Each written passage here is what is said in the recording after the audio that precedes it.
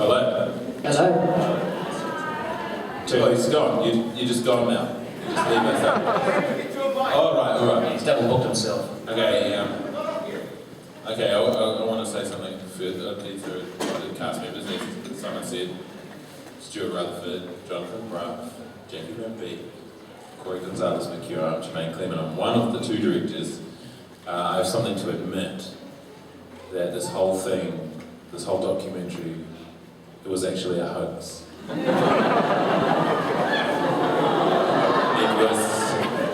It was a Forgotten Silver style hoax. We had the whole country believing it, and we're just starting to feel really bad. But if you have any questions about how we really made the film, we can answer those for you. I know, it's shocking. It's just this stunned silence. Question here. Hello.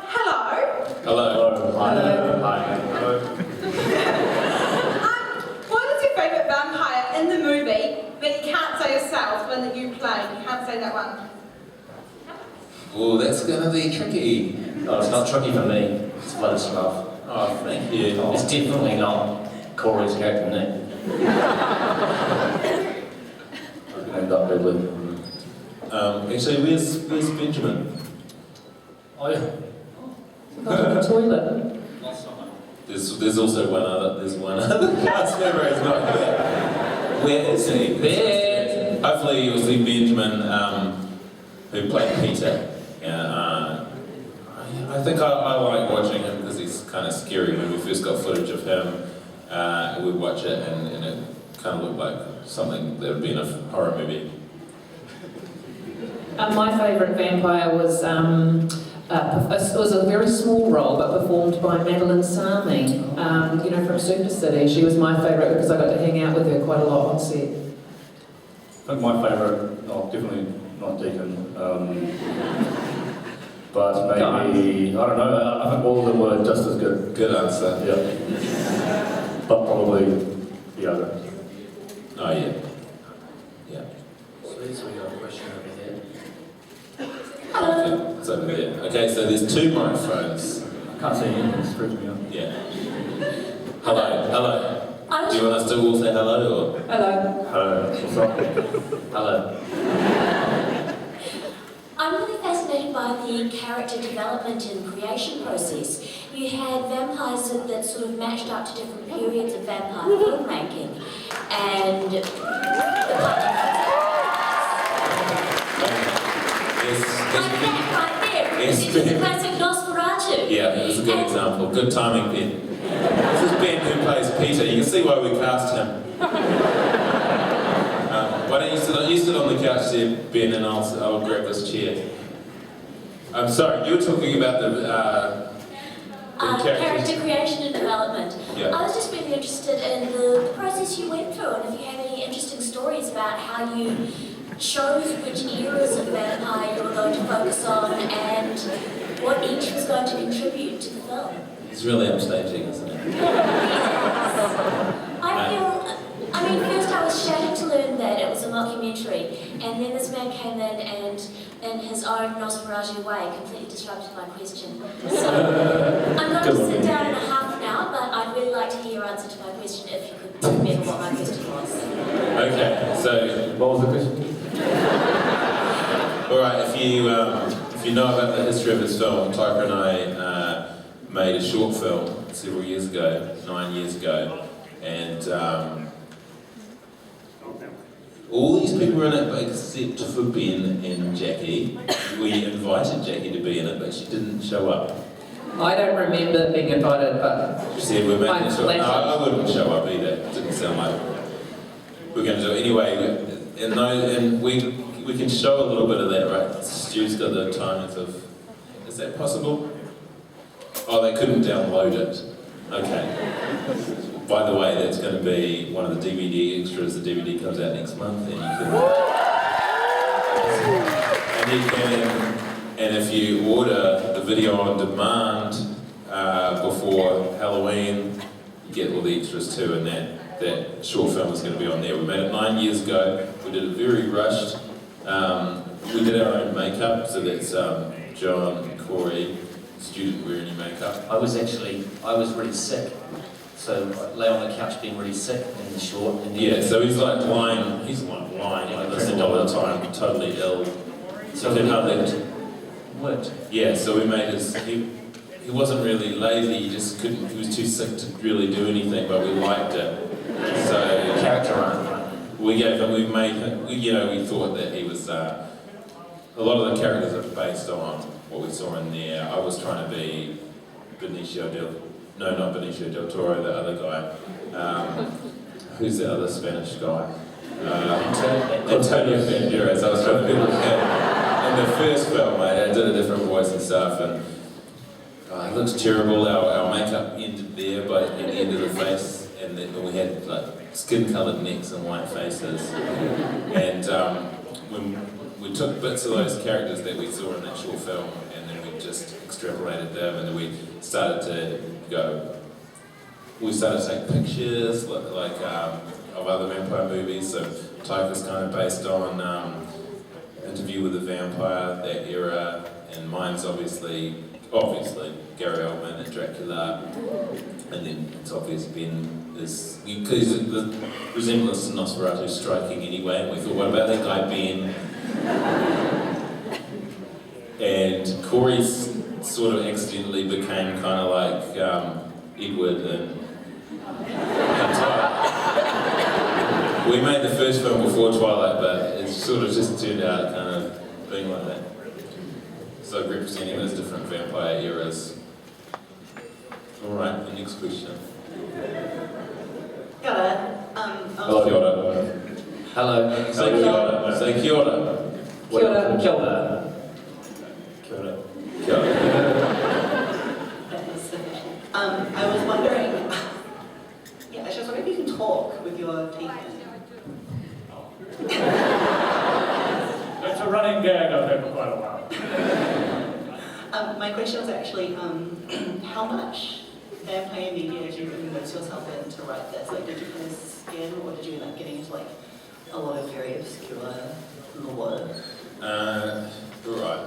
Oh, this is another one for me. Taika and I are both nerds, so we've seen, right in their car. We've both seen, we've grown up with a lot of vampire movies. I've talked about this a lot in interviews. When I was 5, I got up in the middle of the night, and my mum was watching a movie which was called Scars of Dracula, and that thing gave me nightmares for probably the next 10 years. And even when I was 10, I started a gang at my primary school called The Vampires, and I made everyone wear plastic hinged teeth, the ones you can buy at toy stores, and we'd ride around on our bikes and say, "We want to drink your blood," to kids smaller than us. So I've always been kind of interested in vampires, and I guess there's a point where I stopped, but a lot of the references in this film are older ones. Anyway, they're like 70s vampires and 80s. And then we read a lot about Russian folklore and stuff like that, and a lot of it is unusable because it's so weird. Like vampires can turn into pumpkins. People would think that we made it up as a joke, but that's what people believed. Does that answer the question? Yes, John? I'd like to add to that, because the rest of the cast, apart from Taika and Jermaine, had to make their own stuff up. So we're just sort of standing there looking frightened in most of the scenes until we thought of a cool joke, and we tried it.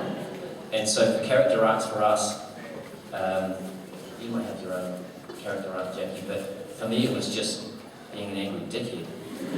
So wearing a giant fur. The day before my first day on set, I remember I emailed Jermaine, or Jermaine emailed me or something, and I was like, do I have to do any prep? And he said, well, clearly you've seen, what's the classic Dracula? Bram Stoker's Dracula. And I was like, nah. And he was like, oh, maybe watch that. So I quickly watched that the night before I turned up. Yeah, that covered everything for me. Yeah, her character's kind of Renfeld, the servant, but she's a much better looking one. Thank you. Nicer and less weird. Thank you. think for me, all they told me that I was just an annoying kind of wannabe DJ, hipster. So I just... That wasn't to do with the movie. Hey, just jokes. So I just went out and pumped speed for one night and then that was it. Stu, were you going to say something? Oh, thank you. I just got told to turn up and not to do any acting lessons. And after we did the first scene, first take, Taco stuck his head around the corner and he was like, "Yep, that's good, it's really good. Just do less. Just do way less. Way." And so I just stuck with that. They gave me a non-speaking part because I never shut up. No, I was instructed that my character would be mostly rather grumpy and cranky for being 8,000 years old. Sounds like we told everyone the same thing. Yeah. And I would be, rather than talking, I would speak in monosyllables, preferably a foreign European language. And I chose Polish. And I would occasionally shout something, but it all got edited out. Ben has acted as lots of creatures in different movies and TV shows. Like it's one of the, he's very good with movement. He's done a lot of martial arts and dance and gymnastics. But you don't have to do anything. Wonderful figure under that cloak. We should You'd see never imagine. Some of you probably have imagined. Do a handstand. No, not with those. No joking. I hurt my teeth.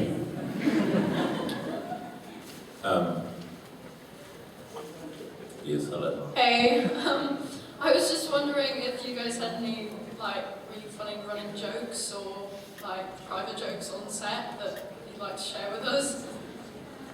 No. No. That's okay then.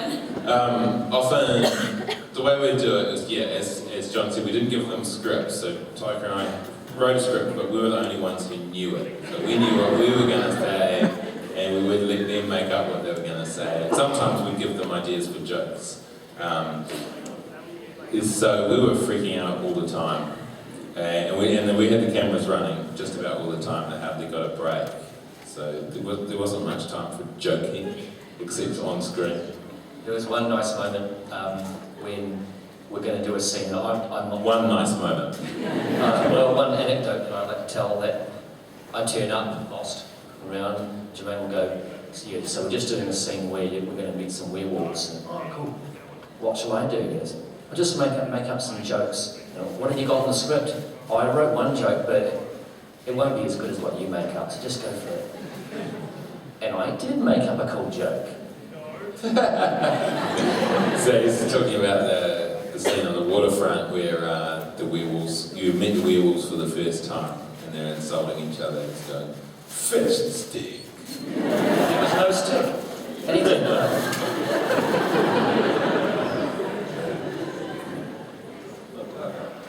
What's your favourite movie monster? You guys thought about this? Power Rangers. Do you remember all the fighting? They were always fighting a kind of an army of monsters. There's some particular monsters that were ghostly, with flowing silk green outfits, and they had these big, the painting the screen. They had these big open mouths, and they ran around going, "Ooh, ooh," and then do a fight scene and get knocked out. Those are my favourites. I really liked, again it's 80s, but the Marshmallow Man. Is that the one from Ghostbusters? Stay Puft, Marshmallow Man. Yeah, I love them. For me, it would have been the Skeksis from The Dark Crystal. Can you do the voice? Yes, something like that. I can do quite a good Ghostbusters voice because after I saw that movie in the 80s, I practiced was it the Sigourney Weaver character? And I practiced for years. I am the gatekeeper. we're making an all-female reboot. Shit, seriously? But I guess the Sigourney Weaver part would be male then, probably. Yeah. But anyway, something you should think about. I could go for that the Bill character at the beginning. For me, probably any of the girls from Sex and the City, I think is. For me, there's an old TV program called Day of the Triffids. Those things used to freak me out. That's probably why I'm a vegetarian now. So just my revenge on plants. You don't want to make them angry though. I guess, yeah. They're all good. They're a good selection, I think. Yeah. Well, thank you firstly for making the lore and what we do in the shadows really well done. I'm a bit of a vampire nerd myself, and everything was perfect. It was like you did a lot of research into it. But my question is, would you want to make in Auckland what we do in the shadows rather than a Wellington one? We did consider it. We have slightly more of the cast from Wellington. These two in the middle live in Auckland, and but we had slightly more in Wellington, so that's why we did it. We did consider it. We thought about it, but Wellington looks a bit more shit. I love it. I live there. Stu lives there. Corey lives there. Ben lives there. We all live there. We love it. But it looks small. And that helps. You know, with Auckland, I feel like it's trying to look a bit flash. There's no virgins in Auckland, sorry. One last Not after this weekend when you've been here. One last question. Whose idea was it to make the Nosferatu vampire the friendliest and nicest vampire out of all of them?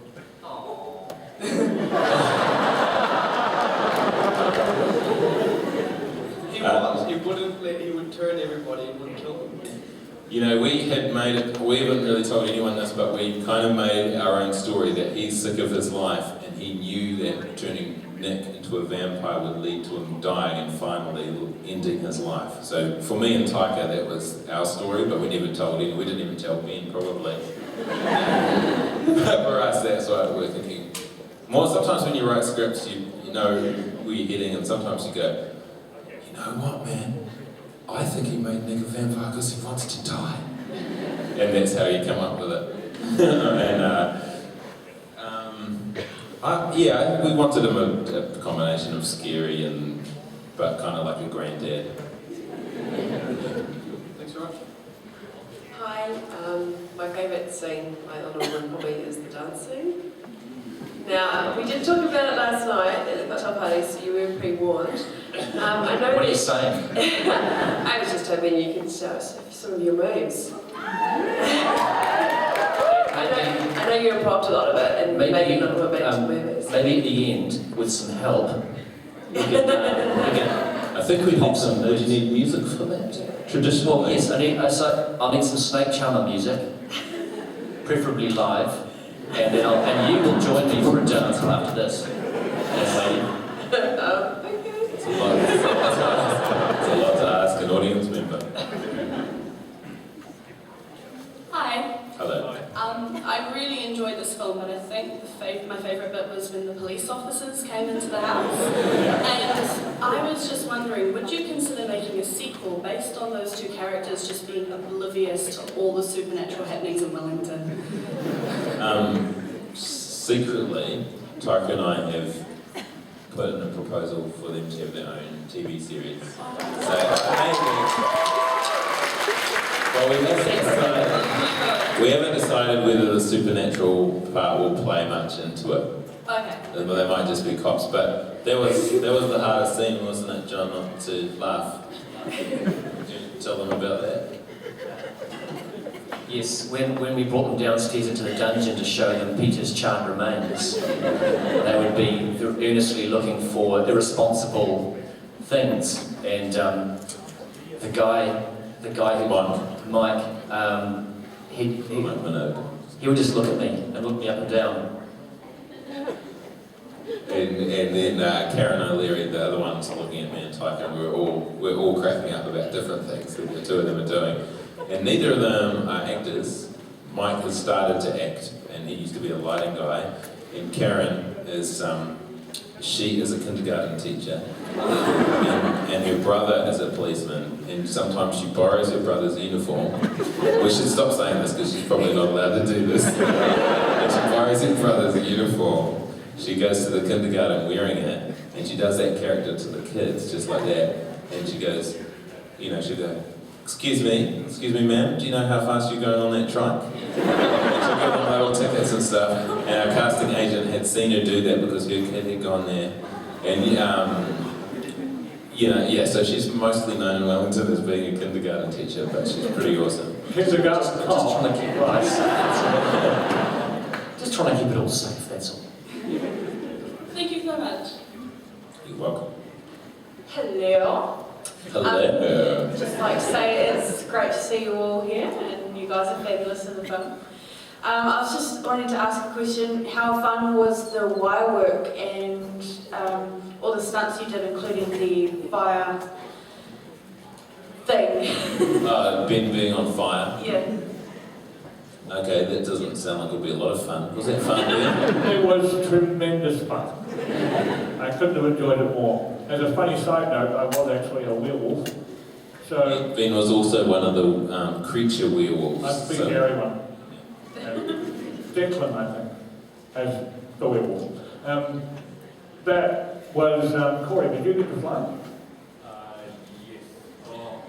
Actually, I can't remember. Yeah, you did some flying. Yeah, I did some flying. Yeah, I do actually. Yeah, sorry, I can't. Yeah, we did a chase thing. Me and Johnny had a few fights. You did the okay. So you tell them about the running up the walls. Yeah, we just ran up the walls.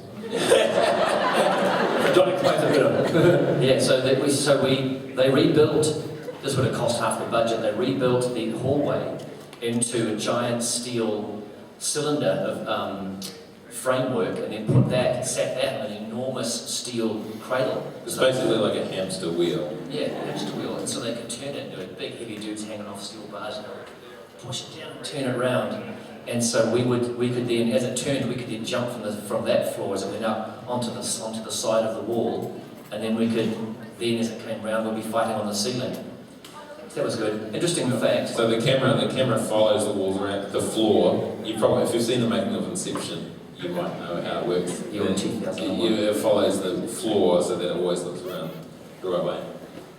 So footage of, like behind the scenes footage of that wheel, and also Ben practicing being on fire is on the video on demand stuff. It's part of the extras. Can we play it?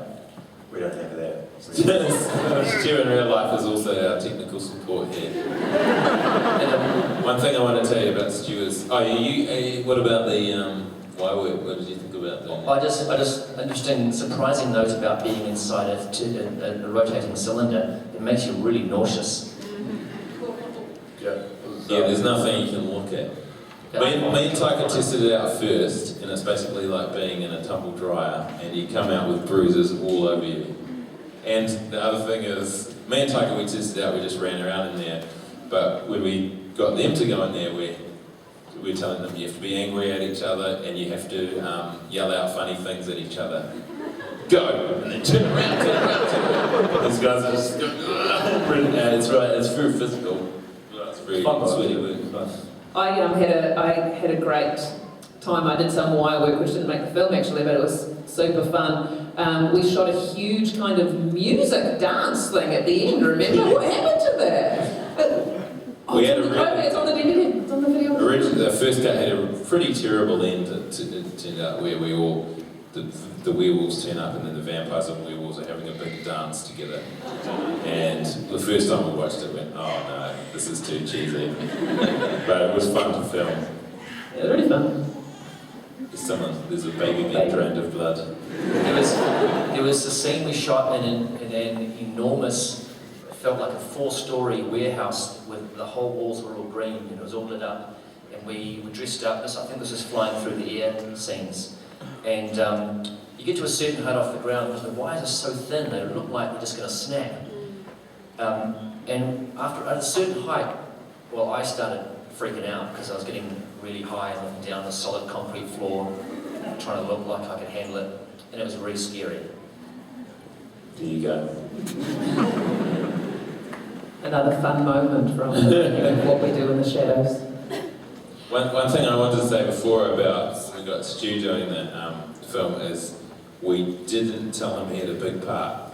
We just let him think. We said, we're going to get you to do some of the IT work, do work on our computer system, and also you might be in some scenes. I fixed the Wi-Fi one day. And then he was in one sequence up. Both him and Corey were in lots of things. Okay, next question.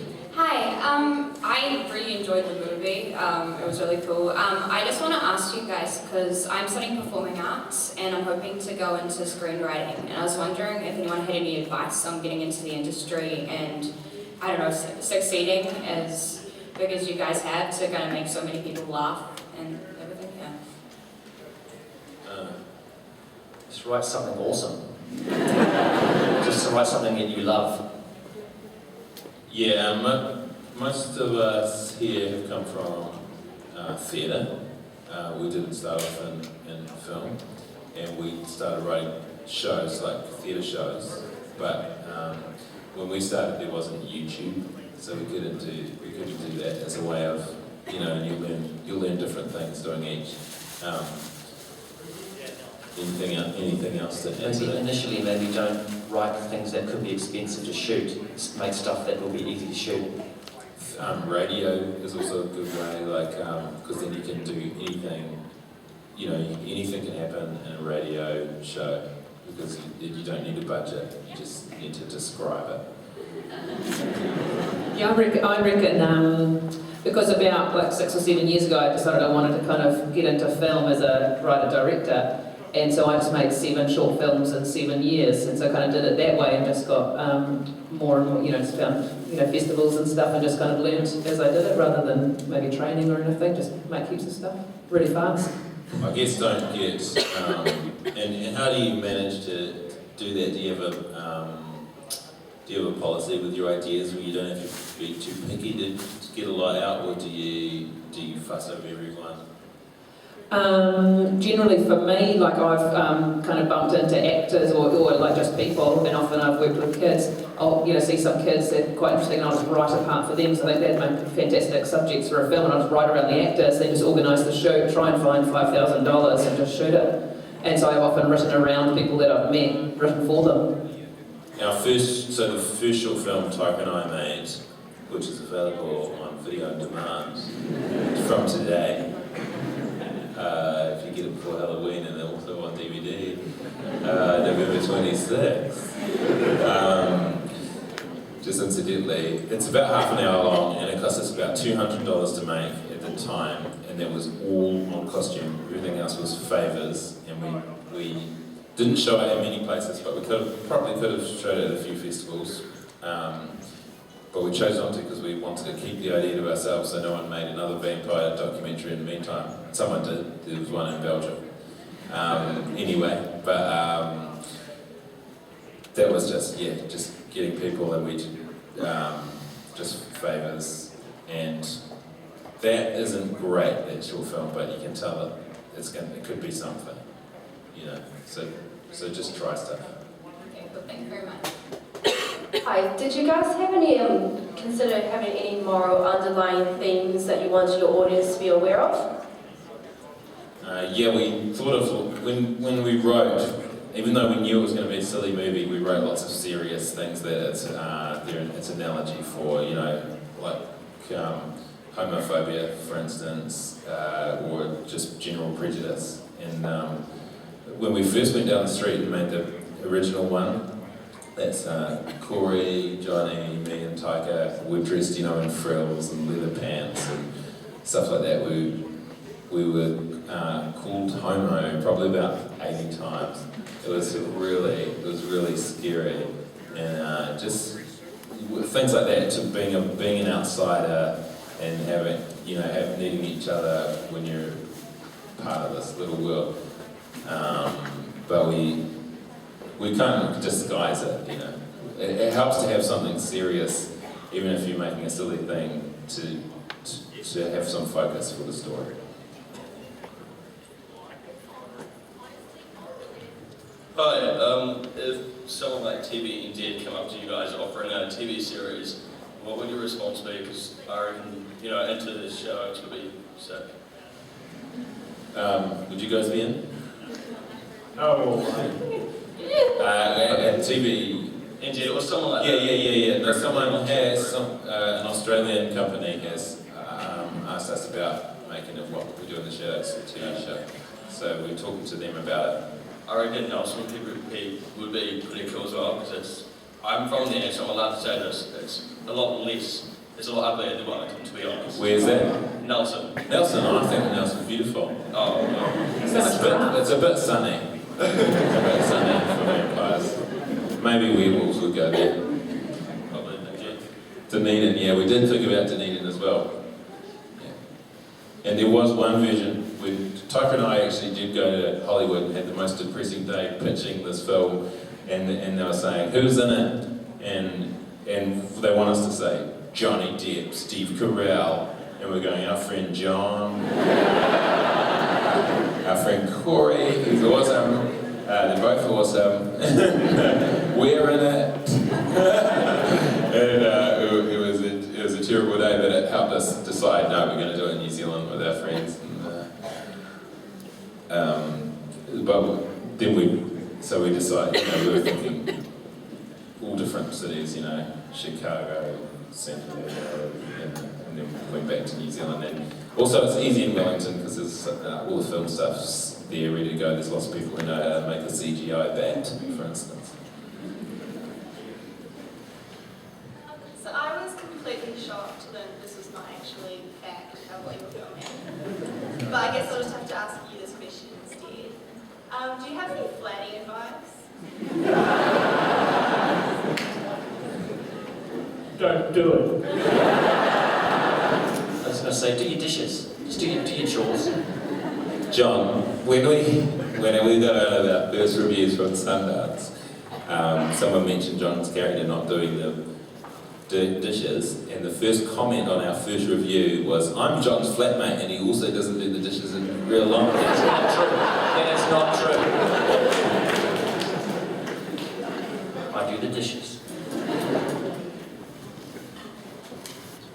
So when the short was shot in 2005, I was flatting with Tucker and other great actors, and I didn't know that the short was being shot, and Tucker came home one day and he was like, oh Stu, do you mind if we put a coffin in your room for 3 days? And I was like, sure. There's like no one in it, is there? He's like, no. So basically be flexible. If someone asks you to store a coffin, do it. Corey, the flatting advice, you've been in a few flats. Well, I actually live with my mum at the moment, so I probably... She's cool though. Yeah, she's all cool. Yeah, I You're call flatting with your my mum. flatmate in, so it's with my mum. But I reckon do it. Maybe yeah, just don't do it for trade me or anything because you get a lot of creeps. So maybe yeah, or Facebook. Maybe just don't do it. Like Nick said, I reckon live with your mum. That's good advice. Live with your mum.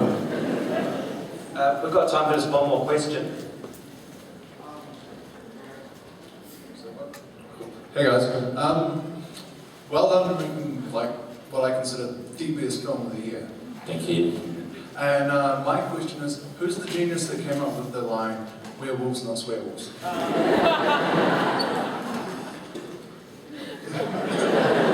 That was actually me. But that's a problem. That's one of the few lines in that scene. So what we'd do is we'd say to all the other werewolves except for Reese, keep insulting us. If you can, swear. We'd say to Colin Holloway, swear as much as you can. He's Count Facula, and all these kind of things. Every opportunity, and say to Reese, anytime one of the guys swears, you go down to them. And the rule is werewolves, not swearwolves. So that's the way we get those guys to do it. That's one of the few things, one of the few lines in our script that's actually in the movie as well. Cool, thanks. You're welcome. I just want to say thank you for making actually the... They said one more. Just ask a question, no, please. Go ahead. Sorry. Yeah, I was going to compliment you on making a really great film. Thank you for making a comedy that was actually funny. I really laughed and I really appreciated it. I just wanted to know, did it translate well internationally? You should get it on DVD. On video on demand, you can get it. You can order it today. You download it on Halloween. Have a bit of a party. Maybe with some of the people you've met here. Get together, have a group viewing. Not too many. I want more people to buy it. Not everyone all in one party. Just parties of 8. So you got to go to whatwedointheshadows.com and there's a little button. Buy it and you can watch it. And there's a festival. So was there a question? Yeah. I was just wondering, when you were promoting it around the world, did you have any trouble with people not getting the humour? Yes. We did. Okay, so there's this one part where Johnny says, I was a Nazi, you know, and he's going, what's the line? It's, no, not that bit, it's the bit where he goes, the Nazis lost that war. I don't know if you know the Nazis lost that war. And everyone American would say, but we know the Nazis lost the war. And we go, no, that's funny. In New Zealand, that's funny. And then the second American said it, and then maybe a third, and we go, oh, maybe no, they're just wrong. They're just I'm just a really convincing actor. These are just random samples that all happen to have the same opinion. And Americans are really funny about Nazis, it turns out, because when we play that in America, that is silent, absolutely silent as soon as he says Nazis. And then, but in England, when I've done interviews about the film, they often go, I love that bit, but were you afraid to put that bit in? and then so that one is one that can go either way. Some of you guys were in Berlin. How did that go in Berlin? I met a Berlinite who Berliner, they call Berliner, who came up to me and he said, I was really happy that you broached the subject matter, because I'm convinced that we Germans need to be able to laugh at our past and move forward. And I didn't know what to say, but it was very heavy, and we had a little emotional moment. Yeah, well, it's a big thing for people, and in America it seems to be more sensitive talking about Nazis than ever. And you know, my view on it is the Nazis try to ban people making jokes about them. And if you don't joke about Nazis, the Nazis have won.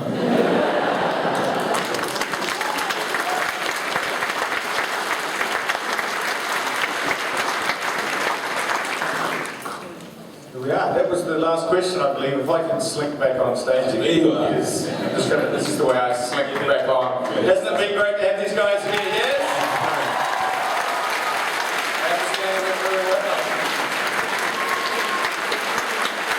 Is there anything you guys want to find out?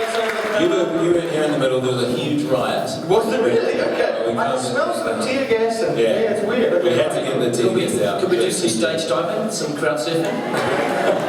This is like winding up children before you send them off to play centres. Like you're going to leave me with these people. Just hit each other. Bye. See you. Awesome. It's been so good to have all of these guys here, and the film is amazing, and just give them a huge round of applause.